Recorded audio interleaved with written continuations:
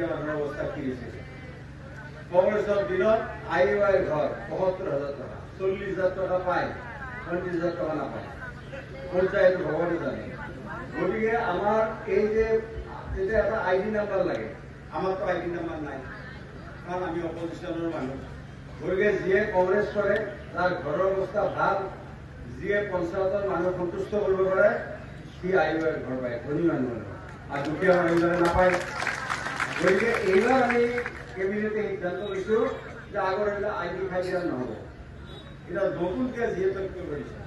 গতিকে আপোনালোকৰ ঘৰে ঘৰে ফটো তুলি জিঅ'টেগ কৰি আছে, আৰু আমাৰ যিসকলে জিঅ'টেগ কৰি আছে চৰকাৰৰ আশা কৰ্মীয়ে, তেওঁলোকৰো অলপ দুখ আছে, তেওঁলোকক মুখ চাই চাই মানে ফটোটো কৰে।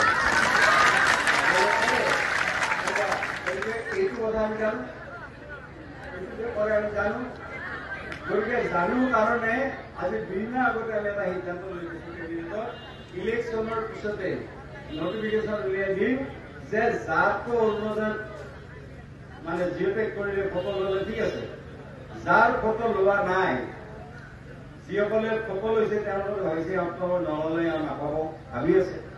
গতিকে তাহাঁতে যি ফটো লৈছে তাতকে আগতে আপোনালোকৰ নিজৰ অৰুণোদয়ৰ কাৰণে নিজৰ ভোটৰ ফটো আপোনালোকে নিজে এইবিলাক লৈ আমাৰ পৰ্টেলত আপলোড কৰি দিব। এই ফটো লোৱাতকে আপোনালোকৰ ঘৰ আগতে আহি যাব নিজে।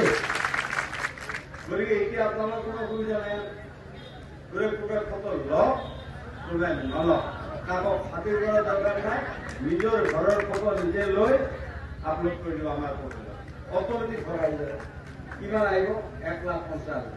আগতে যেনে ব্লকৰ পৰা পইচা পাইছিল, এতিয়া ব্লক চব ক'তো যাব নালাগে, কোনো ভিডিঅ'ত তাত যাব নালাগে, আপোনাৰ একাউণ্টত 1,50,000 টকা সোমাই যাব।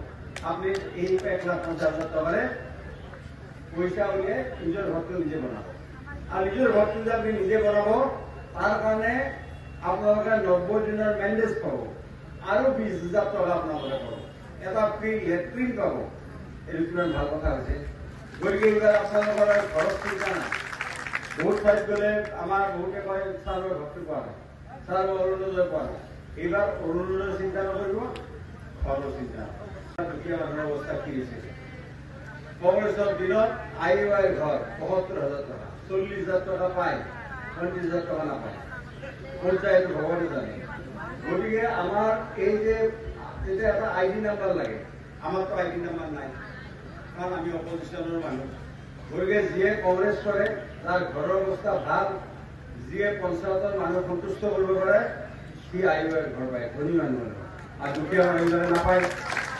গতিকে এইবাৰ আমি কেবিনেটে সিদ্ধান্ত লৈছোঁ যে আগৰ এইবিলাক ID খাই দিয়া নহ'ব, এতিয়া নতুনকৈ জিঅ'টেগ কৰিব দিছে। গতিকে আপোনালোকৰ ঘৰে ঘৰে ফটো তুলি জিঅ'টেগ কৰি আছে, আৰু আমাৰ যিসকলে জিঅ'টেগ কৰি আছে চৰকাৰৰ আশা কৰ্মীয়ে, তেওঁলোকৰো অলপ দুখ আছে, তেওঁলোকক মুখ চাই চাই মানে ফটোটো কৰে।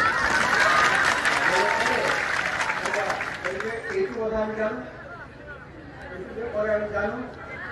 গতিকে জানো কাৰণে আজি 2 মাহ আগতে আমি এটা সিদ্ধান্ত লৈ গৈছোঁ কেবিনেটত, ইলেকশ্যনৰ পিছতে নটিফিকেশ্যন উলিয়াই দিম যে যাৰটো অৰুণোদয় মানে জিঅ'টেগ কৰিলে ফটো ল'লে ঠিক আছে, যাৰ ফটো লোৱা নাই, যিসকলে ফটো লৈছে তেওঁলোকে ভাবিছে আপোনালোকৰ নল'লে নাপাব ভাবি আছে। গতিকে তাহাঁতে যি ফটো লৈছে তাতকে আগতে আপোনালোকৰ নিজৰ অৰুণোদয়ৰ কাৰণে নিজৰ ভোটৰ ফটো আপোনালোকে নিজে এইবিলাক লৈ আমাৰ পৰ্টেলত আপলোড কৰি দিব। এই ফটো লোৱাতকে আপোনালোকৰ ঘৰ আগতে আহি যাব নিজে। গতিকে এতিয়া আপোনালোকৰ কোনো অসুবিধা নাই, কোনোবাই ফটো লওক কোনোবাই নলওক, কাকো খাতিৰ কৰাৰ দৰকাৰ নাই, নিজৰ ঘৰৰ ফটো নিজে লৈ আপলোড কৰি দিব আমাৰ পৰ্টেলত, অট'মেটিক ঘৰ আহি যাব। কিমান আহিব?